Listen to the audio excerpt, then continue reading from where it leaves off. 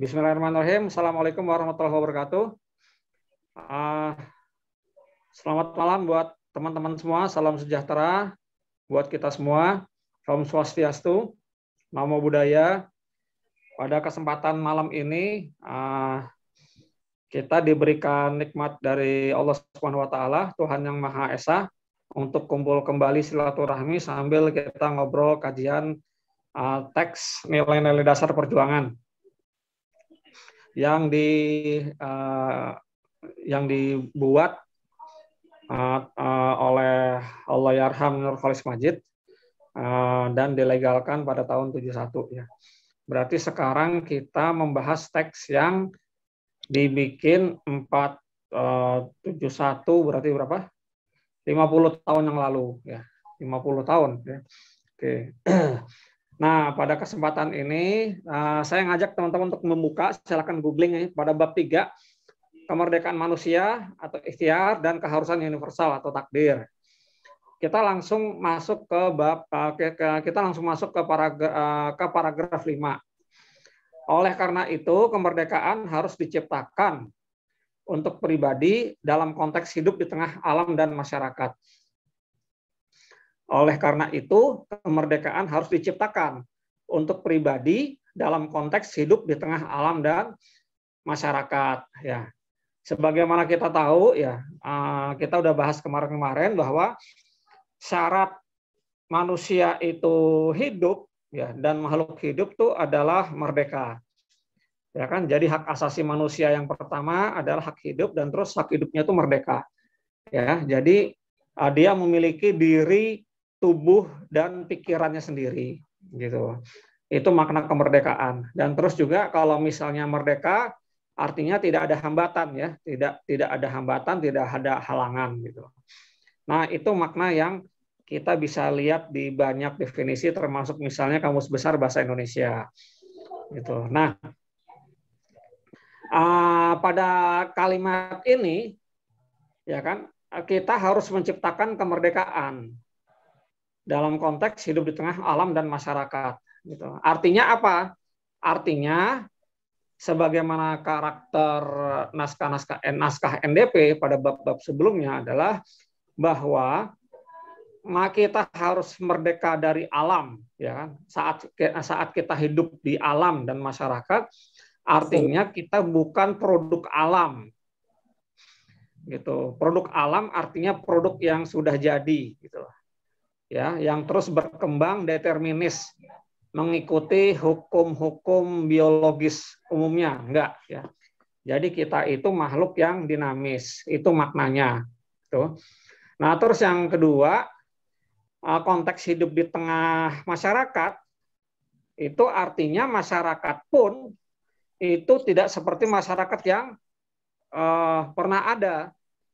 Gitu. Masyarakat yang pernah ada itu menjadi pondasi, menjadi pemicu ya bagi perkembangan, pertumbuhan dan kemajuan masyarakat di era berikutnya. Nah, itu makna dari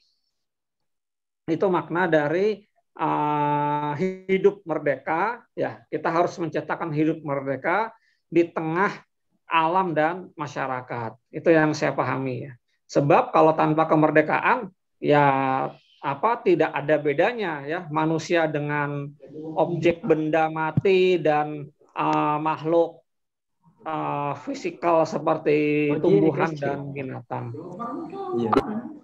Nah, karena itu di kalimat berikutnya, sekalipun kemerdekaan adalah esensi daripada kemanusiaan, tidaklah berarti bahwa manusia selalu dan di mana saja merdeka. Ya, merdeka itu artinya apa? Sekalipun hakikat kemanusiaan kita itu adalah kemerdekaan kita ya, bahwa kita bebas, kita merdeka, kita mau memilih apa dan menjadi apa, melalui apa itu adalah hak asasi kita gitu loh. Tapi tidak berarti kita ini merdeka di mana saja. Merdeka di mana saja artinya bebas total tanpa hambatan, tanpa batasan.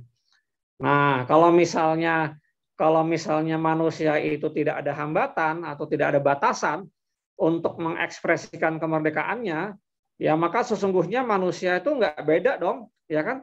nggak beda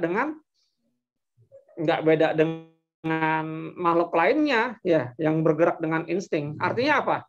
Artinya manusia yang selalu saja itu pengen merdeka di mana saja dan selalu saja ingin merdeka, mereka itu tidak pengen apa? Mereka berarti tidak ingin dikekang oleh aturan, gitu. Oleh aturan, oleh sistem. Artinya kontrak sosial yang dibangun.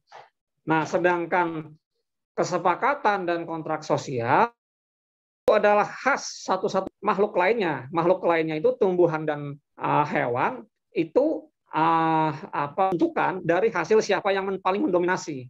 Paling mendominasi. Adanya batas-batas kemerdekaan, ya di kalimat selanjutnya batas-batas bagi kemerdekaan adalah kenyataan. Ya betul, ya.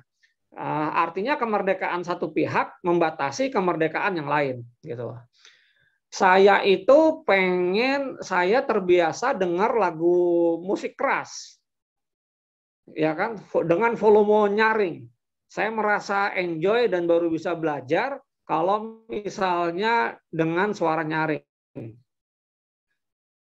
gitu. Tapi ternyata di sebelah saya itu tinggal orang lansia, gitu. Maka nggak bisa dong, ya kan? Nggak bisa saya atas nama kebebasan saya untuk mendengarkan musik keras, ya kan, dengan volume keras itu saya bisa ekspresikan. Kenapa? Karena saya